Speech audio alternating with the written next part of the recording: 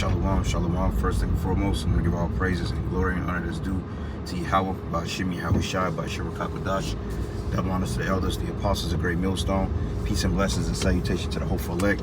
Those in the gospel broad, lifting up the standard of Yahweh, Bashim Yahweh Shai, wherever it may be.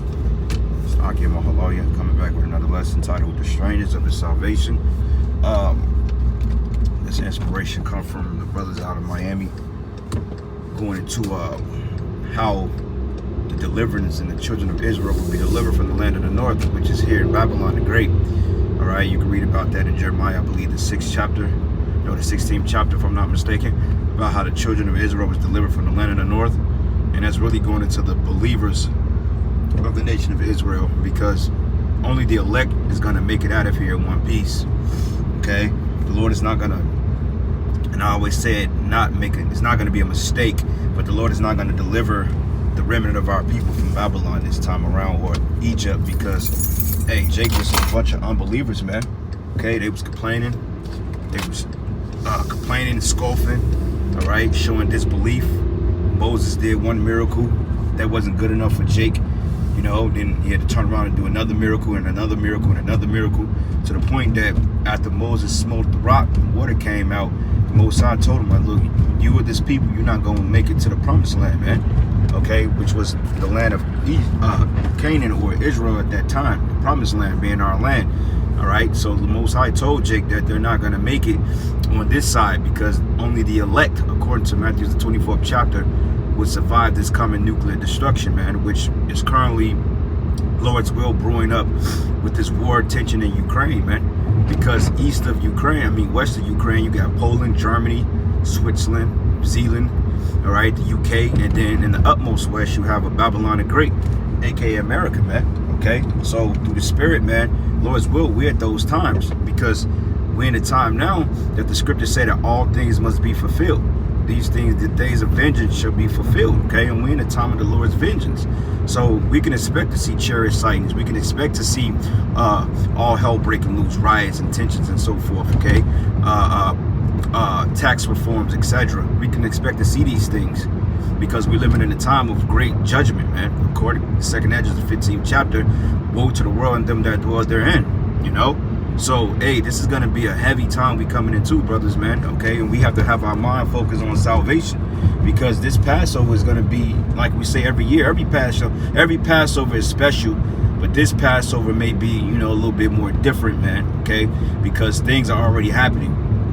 And after that spiritual death angel flies over the elect and spirit of the elect, then, hey, all hell can just really break loose in America, possibly.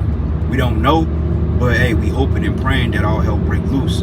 So hey, through the spirit of Passover, man, hey, we're gonna put up heavy curses on this place.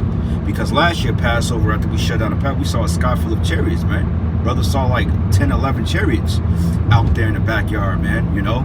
So they was getting busy. So how much more this time?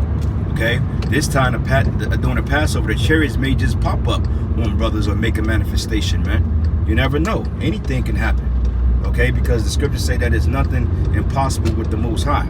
So we gotta, put more faith in our power and know that our power is the righteous power that can do anything. All right. So when we get delivered on those ships, which the world calls UFOs or IFOs, or what they call area phenomenon, unidentified area phenomenon, you know, there's going to be a crazy sighting to the people, because you got to understand everybody has cell phones. Everything is going to be broadcasted, man. That's why we know in certain parts of the world you're going to have business as usual, because when we getting delivered from the four corners of the earth, then the Most High is going to allow that to be televised, man. Okay, because it makes sense. That's why the scriptures say that Wisdom Solomon 5:1, it says they were amazed at the strangeness of his salvation, also for what they beyond what they look for.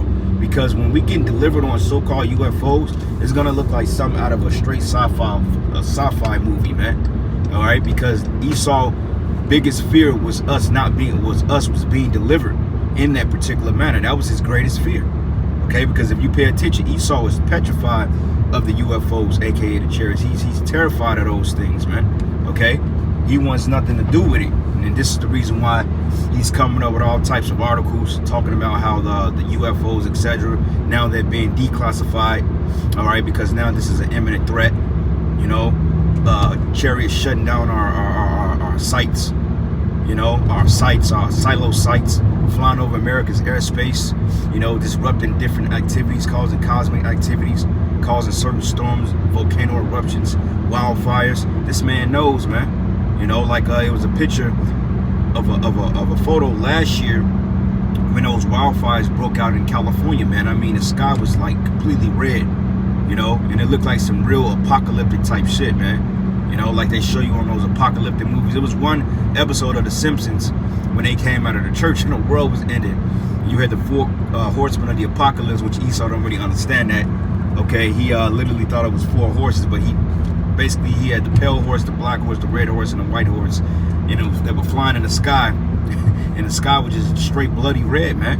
Okay, and that's gonna happen as far as the sky, the different cosmic activities, because Yahweh Shah said in the Matthew 16th chapter, it goes into it says the sky is red and lowering, but ye hypocrites, you can discern the face of the sky, but you can't discern the face of the times, man. All right, and that's to you hypocrites, you scoffers, man. You at the camps, all right. You able to divine for your own particular benefit, but yet you're not teaching on the MOTB. You see what I'm saying? You're not teaching on the signs of all hell breaking loose in Babylon the Great. Okay, you're not teaching on the destruction. You're not teaching that the coming deliverance. Okay, you're not teaching that the so-called white man will go into slavery for 1,000 years. And even if you do say that, you're not going into the prophecies which alludes to that, man. Okay, like it tells you in Revelation the 11th chapter, it says, "Behold, the enemies were frightened, man." Okay, because we were delivered through the chariots, which the scriptures call them clouds. All right, so hey, it's gonna be a crazy time we getting ready to enter into, brothers, man. You know, and we can't stress it enough. This is the reason why, hey, man, we gotta really see what we have to have that eye salve, man. You know, and really believe about what we're speaking about. Because honestly, bro, like I said, man, a lot of these people getting ready to bug the hell out, man. A lot of Israelites are getting ready to bug out for the times we living in too, because they're gonna force that charagma on people somehow. And I believe that's why this war is pretty much gonna probably beef up another notch, because they need a way to do away with this damn dollar, man. Okay, and once the dollar is pretty much dead, which it is already, when it's completely out of circulation, that's when I believe through the spirit Esau could push the MOTB. You know, which by that time the war can go globaler and nuclear, because you already have the nations fighting and already sides being taken. So right now, this is the best thing for the war to kick off before that happens, because, hey, Most High just lining up all these chess pieces in order, man. You know, it ain't gonna be, well, the charagma is passed tomorrow, then all of a sudden the nations get pissed off with each other the next day. Nah, it's gonna be a tension build up, man. It's gonna be a contentious build up all the way up to that point. So when that does happen, hey, that's just gonna be the icing on the cake, man. You know? So yeah, brothers, man, hey, we gotta stay in the spirit. You know, pray the Lord show you more signs, show you more chariots, man. You know, show brothers angels, man, righteous angels. All right, because you have a right side and a left hand side here. That's gonna be, well, the left hand side is pretty active already. The right hand side is active in the fact that we're engaging in the work and we're pumping out these shows and we're going out to the camps. But eventually the right hand side is gonna start manifesting miracles too, man. Okay, because we're living in a time of miracles being manifested on the earth. The book of Acts, man, Yahweh Shah said in the book of John, he said, "Greater works than these shall ye do, because I go to my Father," man. Okay, but in the book of Acts, that prophecy was fulfilled. If you go into the whole account of Pentecost, all right, Acts the 2nd chapter, when the Spirit told them, look, to tarry here for a way and wait for the Holy Spirit to come upon them, and then every man was speaking in their own language. Okay, the cloven tongues. These men were speaking and prophesying in their own languages, man, and they understood it. Okay, and the miracles of healing and power was manifested at that time. Healings, like it said that, hey, the spirit of Peter was so strong upon him that, hey, Israelites were being healed by a shadow alone. Okay, and Yahweh Shah said that would happen. Okay, and he said it, he was speaking to the disciples. Okay, because Acts, it tells you that you should receive power from hence and onto the utmost parts of the earth. Okay, so hey, we coming into the time too that we're gonna receive that power. Because at that time when Yahweh Shah said that, you didn't really have awakened Israelites on this side of the earth. Okay, I mean, you had the northern kingdom that was casted afar off. Like the Lord said, I have sheep of this fold that is not of this flock, but not of this fold, roughly paraphrasing it. It was speculated that Yahweh Shai came over here and dealt with the Gad, Reuben, Ephraim, etc. But at this time, he's gonna raise up men that you're seeing on the highways and the byways to do these miracles, man. Okay, these miracles are gonna come back in a big way. And we're gonna have power to call fire down from heaven. We're gonna have power to call on chariots at our will, you know, to deliver us out of certain situations. Daniel 12:1, it goes into at that time Michael shall stand up, the prince of thy people. Okay, so we got to expect these things to happen through the spirit of power, Yahweh Bashim Yahweh Shai, brothers.